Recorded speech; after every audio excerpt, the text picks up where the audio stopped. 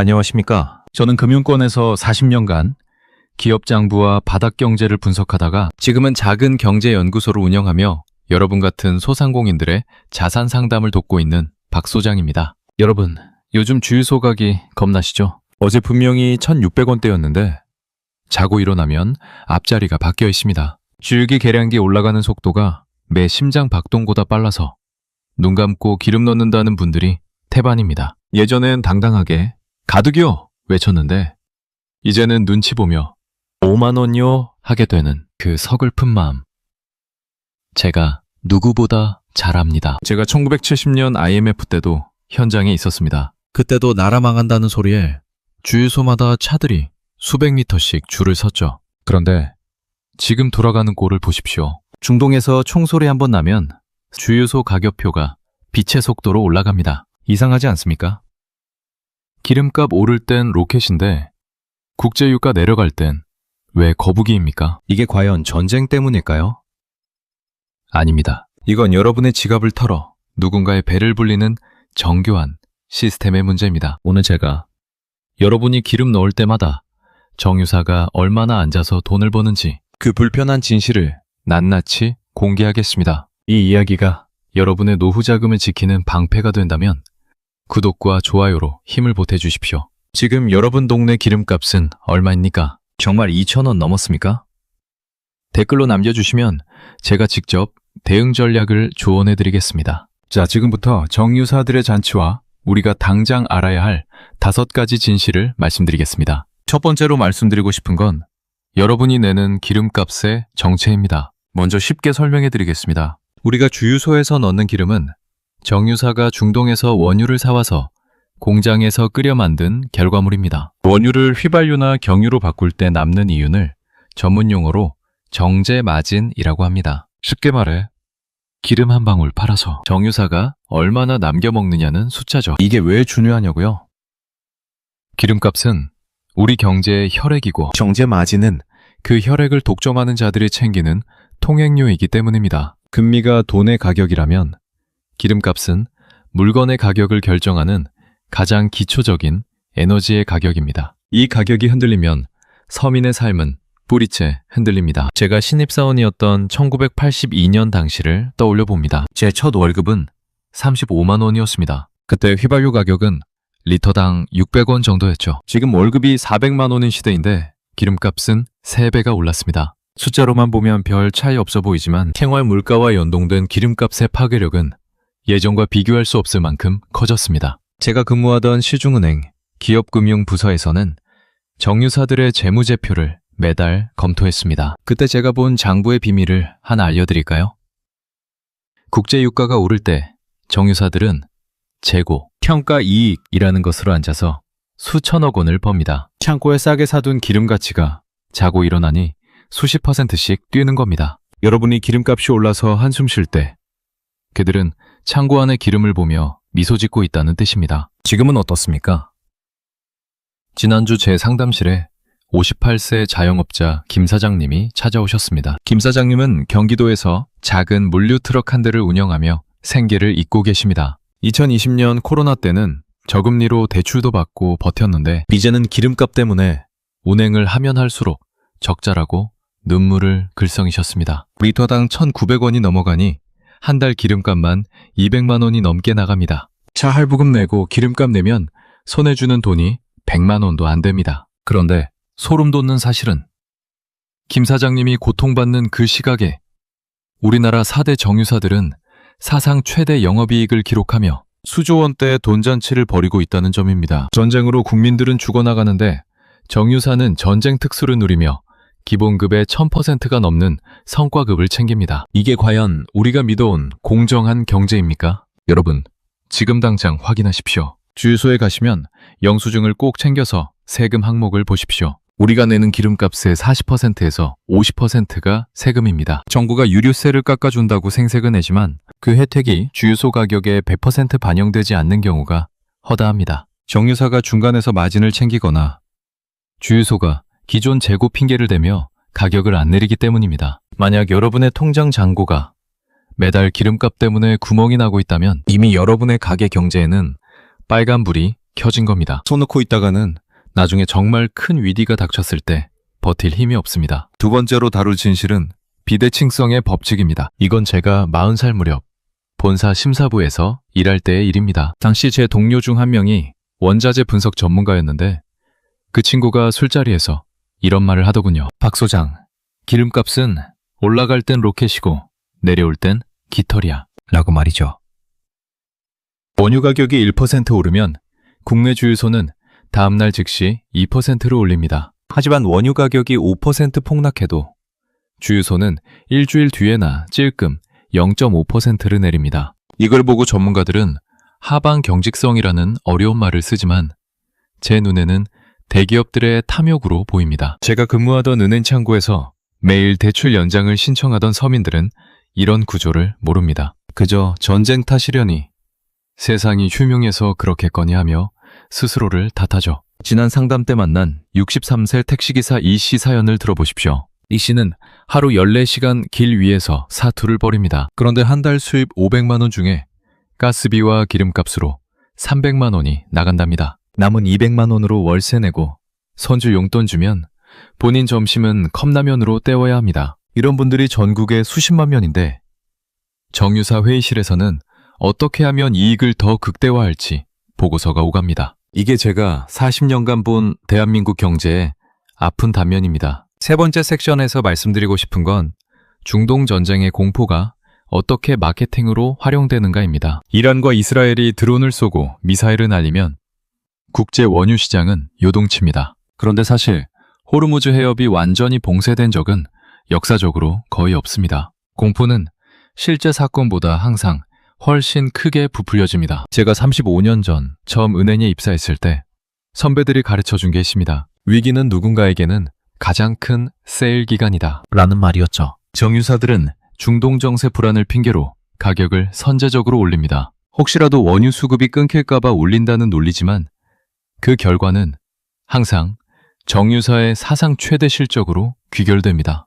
여러분이 지금 당장 하셔야 할 일은 경제의 흐름을 읽는 눈을 기르는 겁니다. 단순히 기름값이 올랐네 하며 한숨 쉴 게 아니라 왜 매 지갑의 돈이 저 거대한 정유 공장의 굴뚝 연기로 사라지는지 이해해야 합니다. 제가 상담실에서 만나는 분들 중 성공하신 분들의 공통점이 있습니다. 그들은 유가가 오를 때 단순히 지출을 줄이는 데 그치지 않고 그 유가가 어디로 흘러가는지를 분석했습니다. 아, 내가 내는 기름값이 정유사 주식의 배당금으로 가는구나 라는 걸 깨닫고 전략을 수정했습니다. 분노는 힘이 없지만 분석은 힘이 됩니다. 네 번째로 고유가가 불러올 도미노 현상을 경고합니다. 기름값은 모든 물가의 기폭제입니다. 비료값이 오르고 비닐하우스 난방비가 오르고 트럭 운송비가 오릅니다. 결국 여러분이 마트에서 사는 대파 한 단, 사과 한 알 가격에 기름값이 숨어 있습니다. 제가 1997년 IMF 직전에 목격했던 징후가 바로 이것이었습니다. 에너지 가격이 통제 불능 상태가 되자 실물 경제가 무너지기 시작했습니다. 공장 가동이 멈추고 사람들은 일자리를 잃었습니다. 요즘 상담실에 오는 30대 영끌족 청년들을 보면 가슴이 아픕니다. 소장님, 기름값이 너무 올라서 차를 팔아야 할까요? 라고 묻습니다. 저는 단호하게 말합니다. 차를 파는 게 문제가 아니라 유가 폭등이 가져올 고금리 장기화에 대비하라고요. 기름값이 안 잡히면 물가가 안 잡히고 물가가 안 잡히면 한국은행은 금리를 내릴 수 없습니다. 결국 유가 폭등은 여러분의 대출이자 폭탄으로 돌아옵니다. 이것이 바로 기름값 2,000원 시대의 진짜 무서운 얼굴입니다. 여러분의 집값을 잡고 있는 건 정책이 아니라 중동의 기름값일지도 모릅니다. 다섯 번째 진실은 정부의 역할에 대한 의문입니다. 유류세를 인하하면 정유사가 그만큼 가격을 내려야 하는데 현장에서는 그 혜택이 증발해버립니다. 제가 정책부서 지인들과 이야기하다 보면 항상 나오는 한계점이 있습니다. 강제할 수단이 마땅치 않다는 겁니다. 자유시장 경제라는 미명 아래 정유사들은 가격 결정권을 쥐고 흔듭니다. 횡재세 논란이 왜 나오겠습니까? 국민의 고통을 담보로 낸 이익을 사회로 돌려주라는 최소한의 도덕적 요구입니다. 여러분, 세상이 공정할 거라고 믿지 마십시오. 우리가 스스로를 지키지 않으면 아무도 우리를 지켜주지 않습니다. 여섯 번째로 말씀드리고 싶은 건 주유소 현장에 숨겨진 실태입니다. 제가 최근에 서울 외곽의 주유소 사장님들과 몇 차례 면담을 했습니다. 그분들도 억울하다고 합니다. 정유사에서 비싼 값에 기름을 떼어오니 마진이 거의 없다는 겁니다. 결국 돈은 큰 놈들이 다 가져가고 소상공인 주유소 사장님들과 서민들만 서로 얼굴 붉히며 싸우는 격입니다. 이 구조를 깨트리려면 소비자들의 연대가 필요합니다. 가격이 터무니없이 비싼 주유소는 과감히 이용하지 말아야 합니다. 시장에 시그널을 주어야 합니다. 우리는 더 이상 호구가 아니다 라고 말이죠. 자, 이제 대응 방안을 말씀드리겠습니다. 첫 번째로 말씀드리고 싶은 건 지출의 우선순위를 완전히 재편하라는 겁니다. 고유가 시대에는 자동차가 자산이 아니라 부채입니다. 1997년 IMF 당시 살아남은 사람들의 공통점이 뭐였는지 아십니까? 바로 빚을 줄이고 이동수단을 간소화했다는 겁니다. 제가 상담했던 박태준 씨라는 분이 있습니다. 40대 직장인이었는데 과감하게 대형 SUV를 처분하고 중고 경차로 바꾸거나 대중교통을 선택했습니다. 그 결과 한 달에 고정비 60만 원을 절약했고 그 돈으로 금과 달러를 조금씩 모았습니다. 1년 뒤 유가가 안정되었을 때 그분은 남들보다 훨씬 앞서 나갈 수 있었습니다. 안 쓰는 신용카드 해지하십시오. 차가 꼭 필요한지 다시 생각하십시오. 한 달에 10만 원, 20만 원이라도 기름값에서 아낀 돈을 비상금으로 돌리십시오. 두 번째 대응 전략은 해지 투자입니다. 이건 제가 45년 주식 투자를 하며 배운 비밀입니다. 기름값이 오르는 게 확정적이라면 차라리 정유주나 에너지 관련 상장지수 펀드에 소액이라도 투자하십시오. 내가 주유소에서 내는 돈의 일부를 주식의 수익이나 배당으로 되찾아오는 전략입니다. 제가 상담실에서 김현수라는 청년에게 이 방법을 알려주었습니다. 한 달 기름값이 40만 원 나오던 이 친구는 정유사 주식을 매달 한 주씩 샀습니다. 유가가 폭등하자 주가는 올랐고 받은 배당금으로 기름값의 상당 부분을 충당할 수 있었습니다. 분노만 하지 말고 시스템을 이용하십시오. 부자들은 이미 그렇게 하고 있습니다. 세 번째로 말씀드리고 싶은 건 정보의 비대칭을 깨는 겁니다. 오피넷 같은 앱을 보는 건 기본입니다. 하지만 더 중요한 건 정부의 유류세 정책 변화 날짜를 정확히 파악하고 주유 시점을 조절하는 겁니다. 또한 지역별로 가격 차이가 큰 서울 지역이라면 조금 번거롭더라도 퇴근길에 변두리 알뜰 주유소를 이용하는 습관을 들이십시오. 귀찮으시다고요? 그 귀찮음이 한 달이면 쌀 한 포대 값을 만듭니다. 금리 인상기에는 빚이 독입니다. 눈 딱 감고 기름값 아낀 돈으로 대출 원금부터 10,000원이라도 더 갚으십시오. 티끌 모아 태산이라는 말.